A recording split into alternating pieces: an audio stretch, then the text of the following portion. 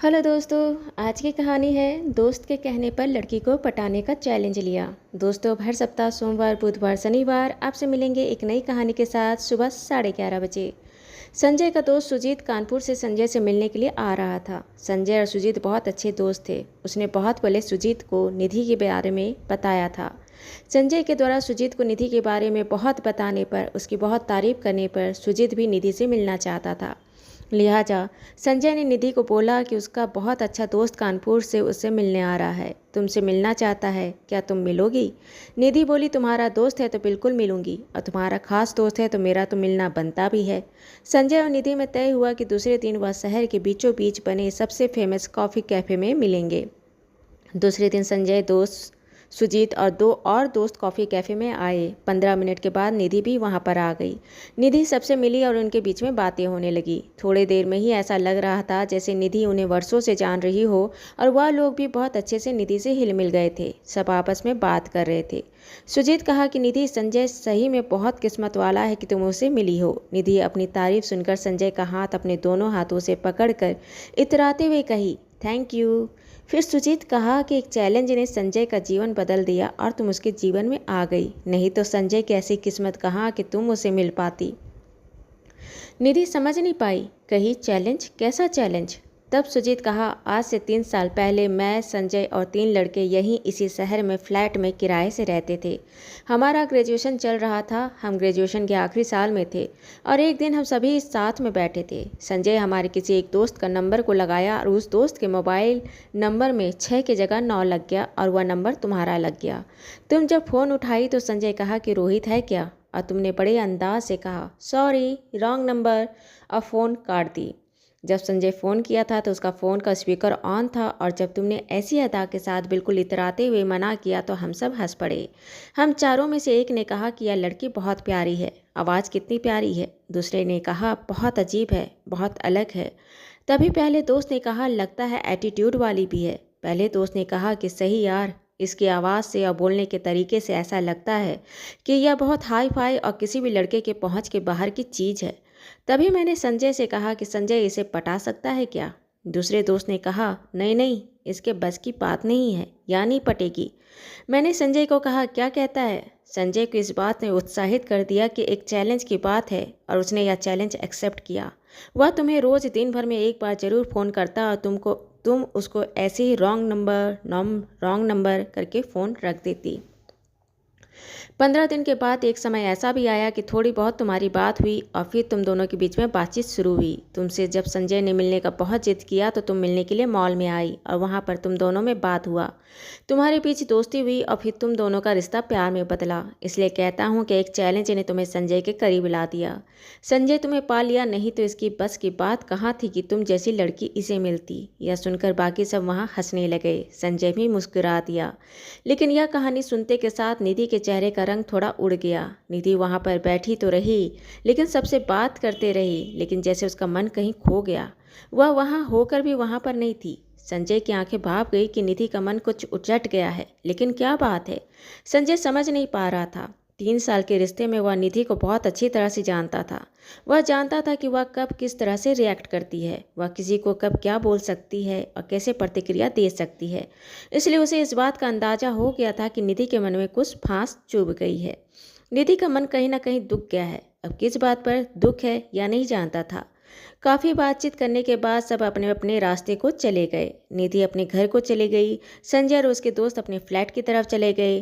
2 दिन संजय और निधि नहीं मिले। इन 2 दिनों में संजय निधि को जब भी फ़ोन करता, निधि संजय से बात करती, लेकिन हाँ, ना, अच्छा है, ठीक है, नहीं जैसे ही शब्दों में उसकी सारी बातचीत खत्म हो जाती।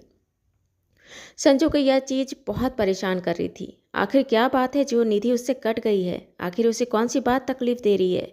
सुजीत वापस अपने शहर को चला गया। दूसरे दिन संजय निधि को मिलने के लिए बुलाया। निधि आई, दोनों ने कॉफ़ी पिया, यहाँ वहाँ की बातें हुई। संजय बोला, निधि तुम कुछ परेशान लग रही हो, क्या बात है? निधि बोली, नहीं ऐसा कोई बात नहीं है। संजय बोला, मुझे कुछ कटी कटी सी लग रही है, क्या बात है? निधि ने फिर इनकार किया। संजय फिर पूछा, मेरे किसी दोस्त की बातों से दिल बुरा लगा क्या? निधि फिर इनकार की। बहुत पूछने के बाद भी निधि कुछ नहीं बोली। संजय हार गया। निधि अपने घर को चली गई। संजय अपने घर चला गया। यह सिलसिला करीब 10 दिन चला। संजय निधि को मिलता, उसे फ़ोन पर बात करता, लेकिन उसे लगता ही नहीं कि वह निधि से बात कर रहा है। ऐसा लगता ही नहीं था कि निधि उसके पास है। उसे निधि अपने से बहुत दूर दूर लगती, उसके पकड़ से बहुत दूर। पर क्यों? 10 दिन बाद जब संजय निधि से मिला, उस दिन वह थोड़ा गुस्से में बोला, निधि क्या बात है? जो बोलना है सीधे सीधे बोलो। तुम ऐसे कटी कटी रहती हो, खोई खोई रहती है, उलझी रहती हो, मुझे समझ नहीं पड़ता है। मैं बहुत परेशान हो गया हूँ, हताश हो गया हूँ, निराश हो गया हूँ, यह जानने की कोशिश में कि आखिर क्या बात तुम्हें परेशान कर रही है। निधि बोली कि उस दिन तुम्हारे दोस्त सुजीत ने बताया कि तुम मुझसे मिले, तुम मुझे कॉल किए, तुम मेरा मन जीतने की कोशिश किए, मुझसे दोस्ती किया और हमारे बीच प्यार हुआ। किस लिए?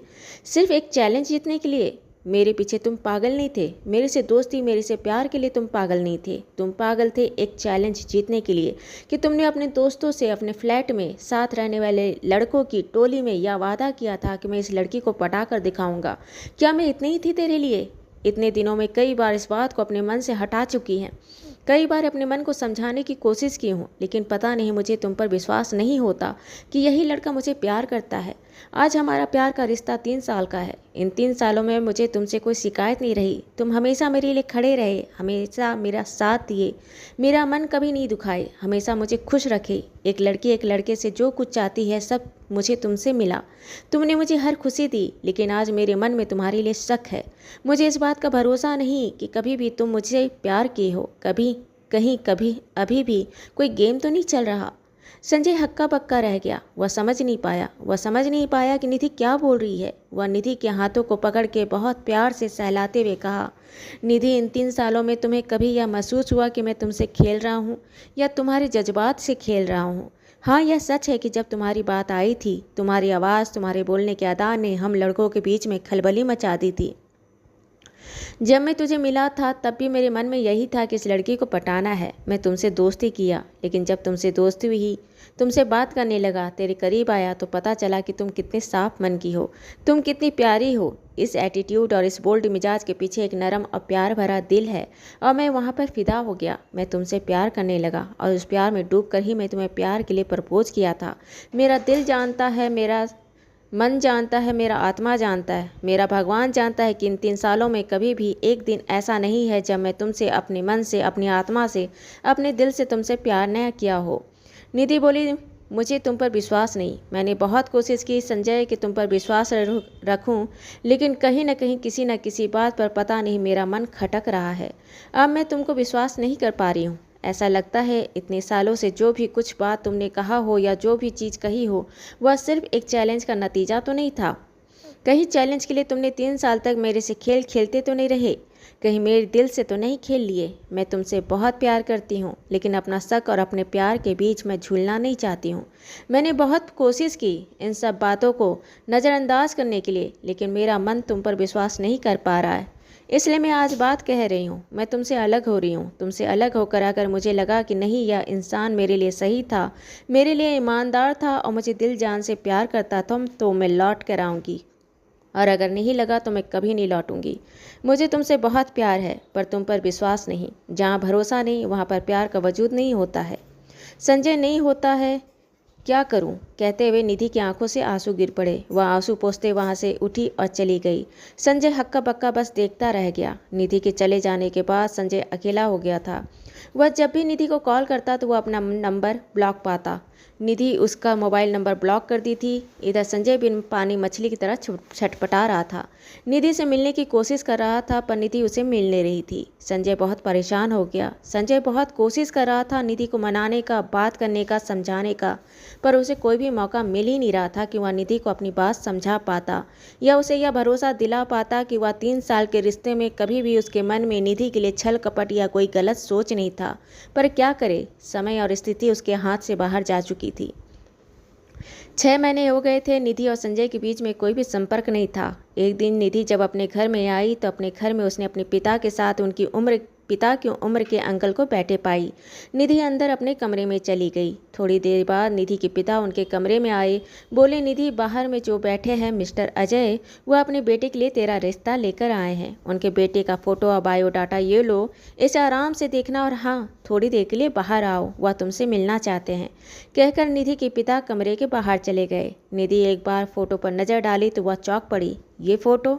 धड़कते दिल से बाहर हॉल में आई। निधि के पिता वहां से चले गए। निधि मिस्टर अजय को नमस्ते की और सामने बैठ गई। अजय जी बोले, बेटा, मैं संजय का पिता हूँ।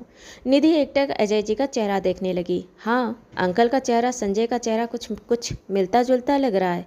वह चुप थी। क्या बोले, नहीं बोले। तभी अजय जी ने कहा कि बेटा, संजय ने मुझे तुम्हारे बारे में सब कुछ बताया।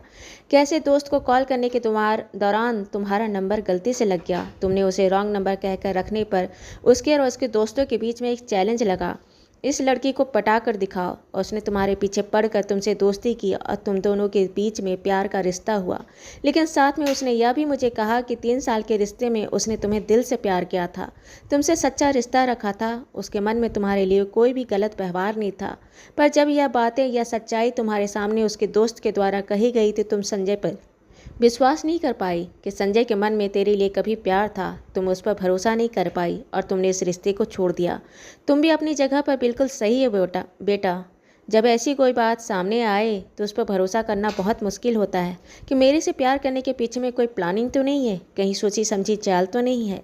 सामने वाले के मन में क्या है, जैसे हजारों बातें होती है। जब तुमसे रिश्ता टूटा तो उसका मन फ्लैट में लग नहीं रहा था, वह रह नहीं पा रहा था। वह घर आ गया। घर में भी वह खोया खोया से रहने लगा, अकेला अकेला रहता। उसकी माँ उसको देखकर बड़ा परेशान थी। उसकी माँ ने मुझे कहा कि मैं बहुत परेशान हो रही हूँ, मुझे बहुत डर लगता है कि क्या हुआ नहीं हुआ। उसकी माँ संजय से बात करने की कोशिश की लेकिन वह कुछ नहीं बताया। फिर मैं उससे बात की। वह मेरे से शुरू से बहुत करीब रहा है। मैं उससे बात करने की कोशिश की। थोड़ी बहुत ना नुकुर करने के बाद उसने सारी बातें बताई। उसने कहा कि सच क्या इतना कड़वा होता है कि 1000 बार कहने के बाद, मनाने के बाद भी निधि ने मुझे मना कर दिया।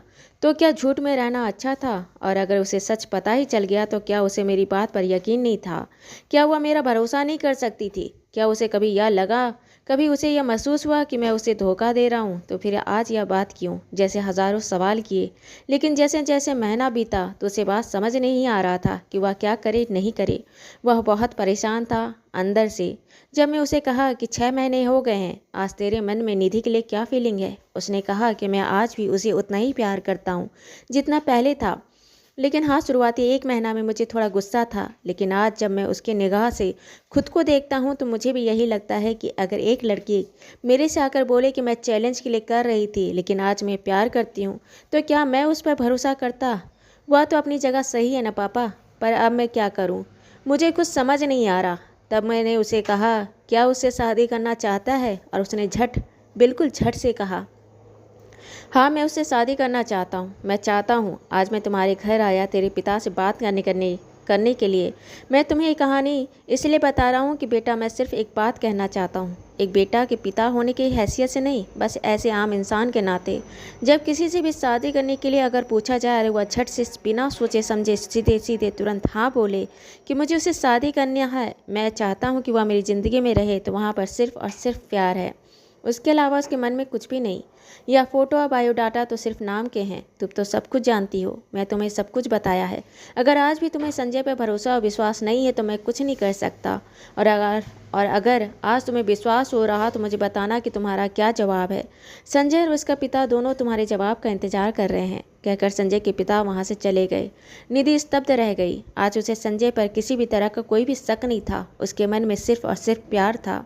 उसने अपने पिता को कहा, मुझे यह रिश्ता मंजूर है। और दूसरे दिन निधि के पिता संजय के पिता को कॉल करके कहे कि शादी के लिए हम तैयार हैं। कुछ दिनों में उनकी शादी हो गई। बात सिर्फ इतना था कि लड़के से विश्वास उठने पर लड़के ने लड़की का फिर से विश्वास जीता।